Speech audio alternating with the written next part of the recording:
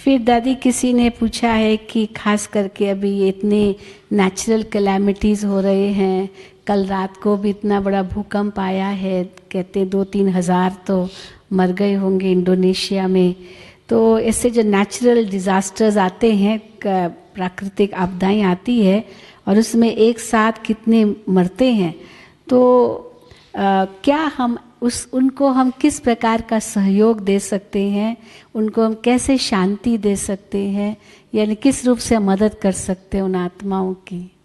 वो तो योग से ही कर सकते हैं। योग बल हमारा इतना होना चाहिए, क्योंकि हम कोई एक आत्मा को सामने रख कर के सकाश नहीं देते हैं। बाबा जो कहते हैं आप सेवा करो, मनसा सेवा करो, तो हम एक आत्मा के सामने शिकल रख करके तो नहीं करते हैं ना। विश्व की सेवा करते हैं तो आत्माओं को ही सामने रखते हैं।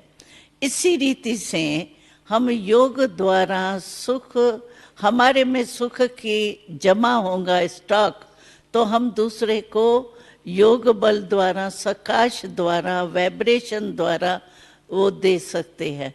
तो योग द्वारा ही, शुभ भावना, शुभ कामना द्वारा ही उन आत्माओं को, फेस हमारे को नहीं है लेकिन है तो हमारे भाई ना, हमारी बहनें ना, एक ही बाप के बच्चे हैं, उस ब्रदरहुड के रूप से हम अपने सकाश द्वारा शुभ भावना, शुभ कामना या शांति की शक्ति, सुख की शक्ति, प्रेम की, परमात्म प्रेम, उसकी शक्ति दे सकते। तो इसी के साथ प्रश्न है कि सूक्ष्म शरीर द्वारा हम कैसे सूक्ष्म सेवा कर सकते हैं? हम भी सूक्ष्म शरीर से सेवा करेंगे, कैसे करेंगे? सूक्ष्म शरीर आत्मा संकल्प द्वारा ही सेवा कर सकती है। सूक्ष्म शरीर तो यानी मैं फरिश्ता हूँ उस रूप से कर सकते हो, बाकी सूक्ष्म वतन का सूक्ष्म शरीर धारण करके मैं जा रही हूँ, ये तो टेम्पररी होगा।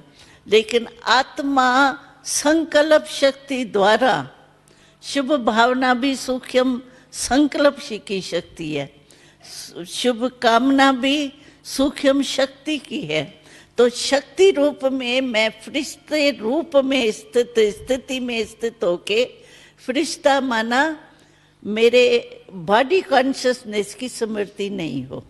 बाबा ने नहीं कहा था फरिश्ता माना जिसका जो पुरानी दुनिया है उससे कोई रिश्ता नहीं, अपने पुरानी दुनिया के बॉडी कॉन्शियसनेस से भी रिश्ता अलग आत्मा रूप में स्थित होवे, और आत्मा संकल्प द्वारा उन आत्माओं की सेवा कर सकती। स्टेज फरिश्ते के स्थिति द्वारा सेवा कर